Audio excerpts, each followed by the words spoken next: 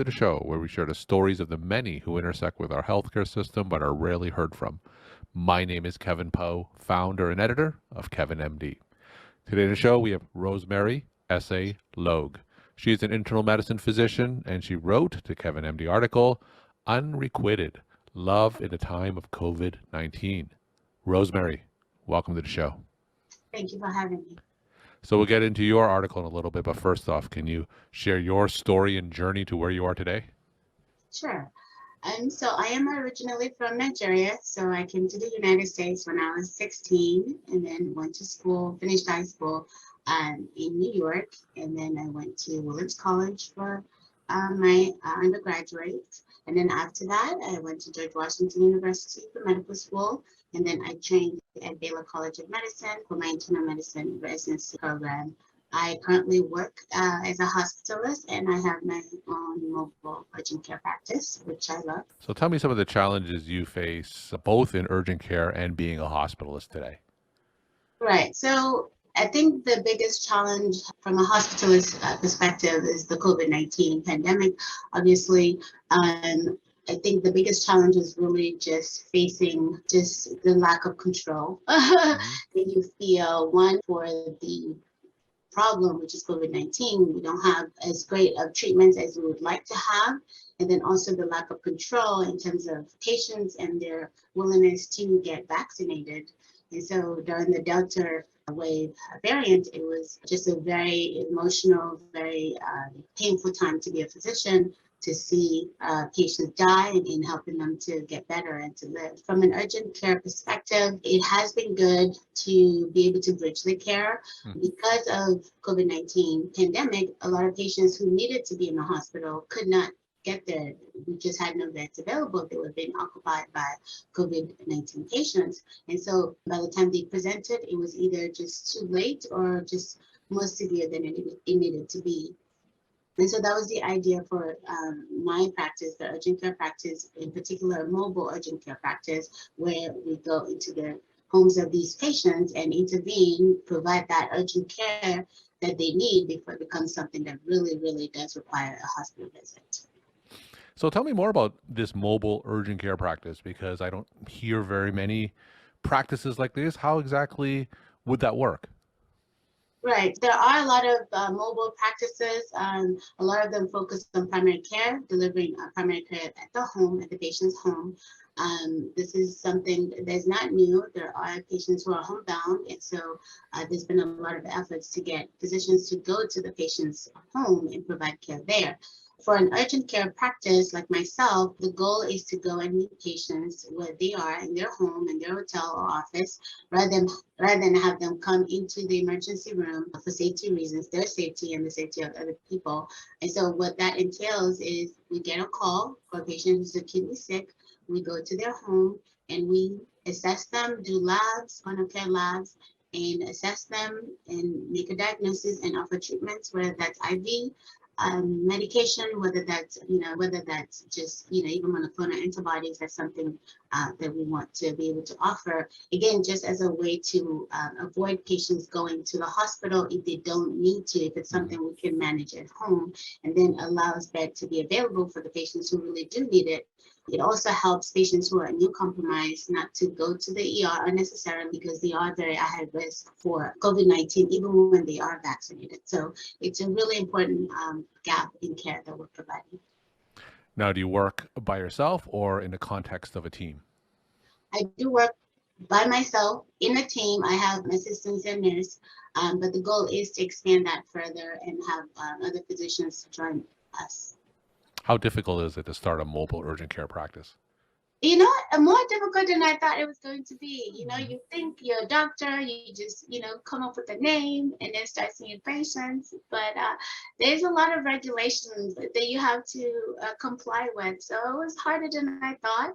And it's taken a little longer to get it all done because I've done it myself. But it has been eye-opening in terms of just how medicine is practiced, the overregulation, in my opinion, of medical practice. And so, but it has been an educational process for sure. All right, let's talk about the Kevin MD article that you wrote. It's really a poem that you wrote. It's titled Unrequited Love in a Time of COVID 19. Now, for those that did get a chance to read this piece, can you just walk my audience through it and share the story of why you decided to write it?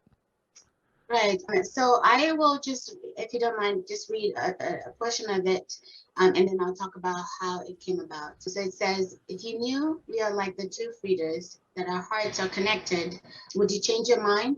Would you stop as you're about to cut the artery fitting your heart and mind? If you knew that when you cry because of your loneliness, because of your longing for your family, that I cry too, though behind your back, after I've comforted you, would you change your mind? If you knew that your isolation with the tubes and gadgets coming from you or going into you extend to me, would you change your mind then? And so this poem came about while I was working as a hospitalist during the Delta wave. And we had a young patient who had severe COVID-19, and she was, in her final hours, dying from it. And, with me all dressed up, she pulled me close to her face and said to me with all the energy that she had, I want to see my baby. In that moment, it was just an emotional moment. Hmm. Prior to this, I've been feeling kind of cold hearted with just the way the pandemic had been going, seeing a lot of patients die. I saw more patients die in the previous 2 weeks than I'd seen my entire career as a physician. And so it was very challenging. But to see this patient just in that moment acknowledge her wish that, that she knew better, that she didn't rely on misinformation, or that she, just took the advice even of her family members to get vaccinated. And I really just fell in love with her in that moment, because she's human. We make mistakes, and it's noble to be able to admit your mistake. It's never too late to do that. And I just felt really touched by her humility, really touched by her desire to live, her passion for her family.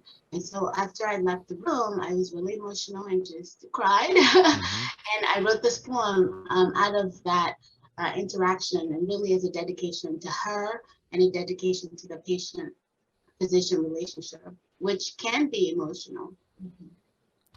So, when you were in a hospitalist during the heights of the various waves and you saw the majority of patients who were unvaccinated and were in critical care in a hospital because of COVID, how angry did Right. that make you? How frustrated did that make you as a physician?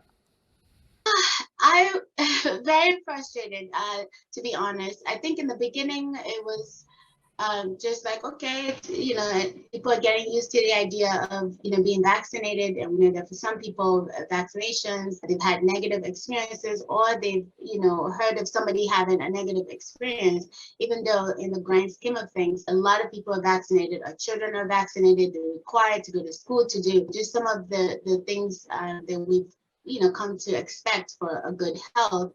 So it initially was not as frustrating, but once we started losing patients, once we started seeing patients die, and overwhelmingly, all of the patients I lost, every single one of them was unvaccinated. We had a patient who was vaccinated and severely sick, and she made it, Hmm. but all the patients we lost were unvaccinated. So once we got to that point during the Delta wave, where we had data showing that the vaccines were safe, we had data debunking some of the misinformation out there. We had data about the effectiveness of this vaccine. That's when the coldness and the frustration set in, because we felt helpless. COVID-19 is still something that we're still trying to get to that place where we can say we have control, that we can cure it, and we're just not there. And so during that time, it definitely was frustrating. But this encounter with this patient really reminded me that COVID-19 patients, or in particular patients who are not vaccinated against COVID-19, are just like our other patients who refuse our recommendations for whatever reason. Um, it is our duty as a physician to still treat them as a human being worthy of our attention and care, because their dignity is never given up or never lost just Mhm. because they don't follow our recommendation. And rather, we can win them over really by just our persistence, our continued care. And so I really love this poem again because it does highlight that even to the end of it, even as I wished we could go a different route, even as you chose a different route. At the end of it, I'm going to be there for my patients right to the end, regardless of whatever choices got them there. So, in your poem, when you express these feelings, you mention the two Fridas. Talk about that. What is that? Right. So the two Fridas is a painting by Frida Kahlo. She's a Mexican artist whom I love.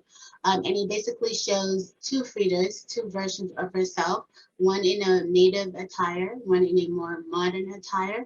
And it shows the two Fridas arteries connected. But one of the Fridas is holding a scissors and she's about to cut that artery that feeds to her heart. But then that artery also connects to the other Frida.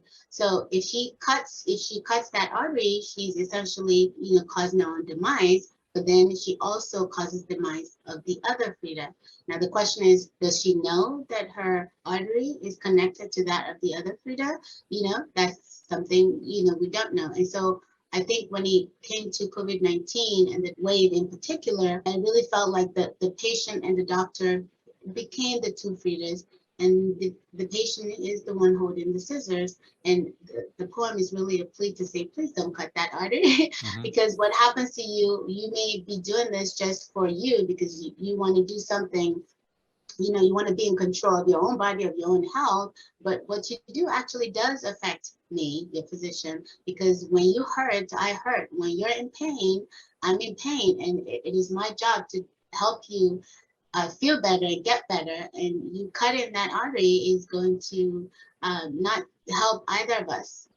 During the pandemic, we've had so many physicians come on the show and really express their emotion and share their stories. You chose to do so in a poem. Why a poem?